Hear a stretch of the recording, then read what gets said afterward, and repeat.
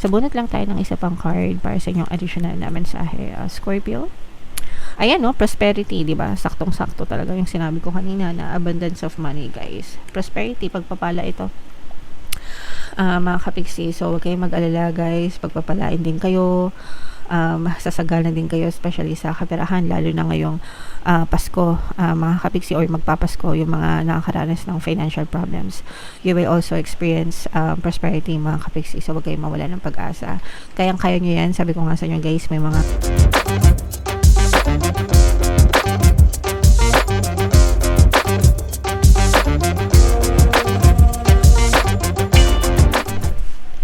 hello guys, hello Scorpio, welcome back to Pinay Pixie Tarot. Ang pamagat ng episode natin for tonight is mid-month kapalaran, guys, para ngayong November 16 to 30 para sa Scorpio, Sun, Moon, Rising Sign, and Venus. Unahin natin tong deck na to, guys. Tingnan natin yung mga mensahe sa inyo or yung mga angel messages para sa inyo.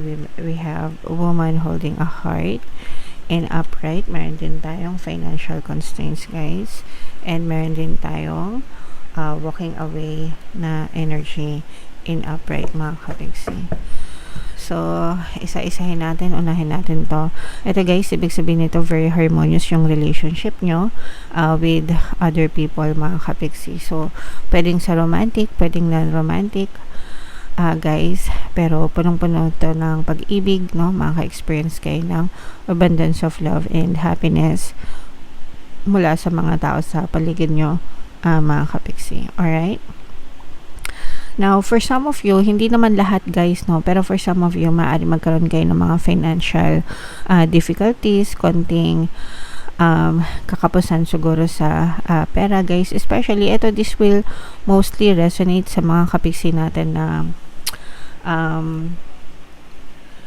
kakagaling lang sa mga problema, no, nung binugyo ng mga bagyong Tino at saka bagyong Uwan, kasi malaki talaga yung damage sa kanila. So kung na-damage kayo doon, mga kapiksi, most definitely, guys, medyo nahihirapan kayo sa inyong finances, kasi kahit nasabihin natin na nakasurvive tayo, yes, pero maaring marami tayong mga gastusin, di ba?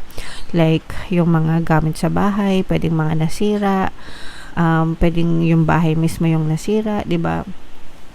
And yun nga, yung mga gamit sa bahay, pwedeng yung iba siguro natapon nyo na and kailangan nyo nang bumili ng bago, yung mga ganon. So, medyo, kumbaga parang budget na sana na nakalaan sa ibang bagay, pero kailangan nyo ang gastusin para sa loob ng tahanan para makabangon ulit. So, kaya medyo nagkakaroon kayo ng kakapusan, mga kapiksi. Okay? Although, again, hindi naman lahat, guys.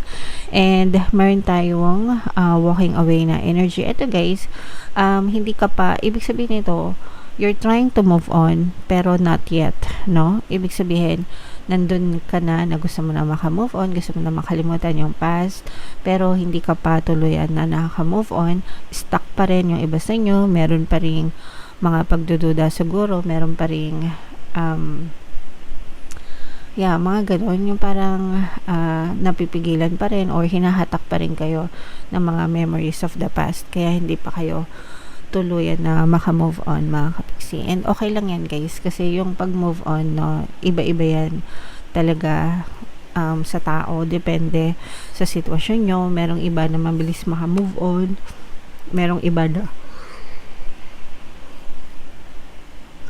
matagal. Depende kasi yan sa degree, no, sa lalim ng mga pangyayari sa buhay nyo, guys. There are some na even if years na, kahit ilang years na yung dumating, talagang hirap na hirap pa rin maka-move on, guys. So, okay lang yan. Okay lang yan. Iba-iba tayo ng sitwasyon, mga kapiksi. Ang importante is whether maka-move on ka now or hindi pa, you have to take care of yourself, guys. Okay? Alright. So, yeah. Comment down below, Scorpio, if feeling nyo naka-resonate kayo dyan. So, shuffle natin to, guys. Hanapin natin yung energy nyo habang shuffle ko to. Panoorin nyo muna, guys, yung video natin regarding sa ating paano mag-manifest ng abundance video course. Kapiksi, sawa ka na ba sa mga struggles at hirap sa buhay mo? Masipag ka ba at masikap sa buhay ngunit hindi ka pa rin umaasenso? Ilang beses ka na bang nag-attempt magnegosyo at mag-invest pero palagi ka pa rin nalulugi? Sa pagkakataon na ito ay maaaring may subconscious beliefs ka na nagiging balakid sa iyong pag-unlad at pagyaman. Introducing, paano mag-manifest ng abundance video course. Dito ay matututunan mong ma-overcome ang mga balakid mo para tuluyan ka ng umunlad, umasenso, sumagana, maging matagumpay, successful at maswerte sa iyong kabuhayan, pera, trabaho, negosyo, salapi at kaperahan ng bonggang-bongga. Dali, mag-send na ng email sa pinoypixie@gmail.com at simulan na ang iyong pagyaman ngayon. Alright, so sa lahat ng gusto mag-avail ng course guys, naka-flash sa screen nyo. Una meron tayo paano mag-manifest ng abundance video course, paano mawala ang third party at magkaroon ng harmonious na relationship, paano pabalikin si ex device breakup. Sa mga interesado guys, mag-send lang kayo na email sa pinoypixie@gmail.com. And sa mga naghanap ng pampaswerte na lucky charms at bracelet guys, sa Venturin tsaka Citrine yung recommended ko, may makikita kayong mga links sa description box guys. So, Scorpio, kaya in-represent ng King of Cups sa ating spread. Latag natin yung spread niya mga kapigsi. By the way guys, available na yung inyong 2026 Pico Card Kapalaran. Punta na kayo sa homepage natin guys. Meron ditong presence ng Fire Sign, Aries, Leo, Sagittarius, Air Sign, Aquarius, Gemini, Libra. For some of you, maaring may ganyang element kayo sa inyong natal chart or you may be dealing with other signs na may ganyan sa kanilang natal chart. So, ito guys, yung sinasabi ko sa inyo na moving away mga kapiksi, no? Not quite there yet, no? You're trying to move on, guys, maaaring dahil sa mga trust issues with other people, parang na-trauma na yung iba sa inyo, yung iba parang hindi nyo na alam kung sino yung pagkakatiwalaan nyo sa hindi nyo pagkakatiwalaan, pero you're trying to move on sa mga past circumstances, pero again, no, hindi naman siya madali. Pero at least nandun na kayo sa proseso, no? At least naiisip nyo na. And sooner or later, magbabago din, magiging ma-okay din kayo, guys. Kasi nakikita natin yung nasa healing process kayo, guys, no? Nasa healing process kayo. You're starting a new life, mga kapiksi. You're starting to heal. Guys, you're starting to recover from your past traumatic experiences, mga kapiksi. And actually guys, mas kalmado kayo ngayon, no? Kumpara siguro before, mas nakakapag-isip kayo ng tama right now. So unti-unti na yan guys, yan na yung simula ninyo para sa pagbabagong buhay, para sa mas magaan, mas peaceful, mas tahimik na pamumuhay, mga kapiksi. So, i-mind nyo na yan, pagkakaroon ng peace of mind, pagkakaroon ng bagong journey, mga kapiksi. And, kung nahihirapan kayo guys, just listen to Ho'oponopono and Self-Love Subliminal dito sa ating channel, no? Para makatulong na makamove on kayo and magkaroon kayo ng peace of mind, guys. Okay?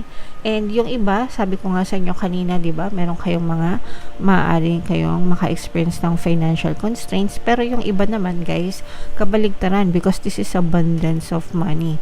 So, alam nyo naman, guys, kung saang kategorya kayo bumabagsak, guys. It's either sa financial problems or dito sa abundance of money, mga kapiksi. Kasi yung iba talaga nagkakaroon talaga ng mga extrang gastos, pero pwede rin naman guys na may dadating sa inyo na kaperahan, no, na magiging sagot para sa mga financial problems nyo. Kasi definitely guys, ito yung season na pumapasok yung mga bonus, diba, 13th month, yung iba may mga 14th month, yung iba may mga performance bonus, mga commission sa trabaho nila. So, yung mga papasok dito na pera sa inyo, yun ang mga magagamit nyo guys dun sa mga issue nyo pagdating sa pera, mga kapiksi. So, kahit papano, kumbaga parang offset din, no? Kumbaga parang sakto lang, mga kapiksi, na kung may problema ka man sa pera, at least meron ka namang ine-expect na dadating na pera na maaari mong gawing pantapal, no, sa mga money problems nyo guys. Okay? Pero ito guys, no, again, no, sabi ko nga, yung iba sa inyo talaga maaari maka-experience ng kaperahan ngayong season na to. This is bare months guys, so huwag na kayo magulat, mga kapiksi. So, money come to me guys, yung mga money affirmations na sinashare ko sa inyo. Money come to me, palagi ako may pera, palagi ako nagkakapera. I'm the king of abundance, I'm the queen of abundance. Palagi nyo lang sabihin yung guys, or makinig kayo ng mga pampaswerte subliminals natin guys, kasi super papaldo talaga kayo guys, no? Kapag nakinig kayo ng mga pampaswerte subliminal ko guys. So, what else mga kapiksi? Ayan, no? So, ito yung mga may mga problema mga kapiksi. Pero, ayan, dadating din yung mga tulong sa inyo.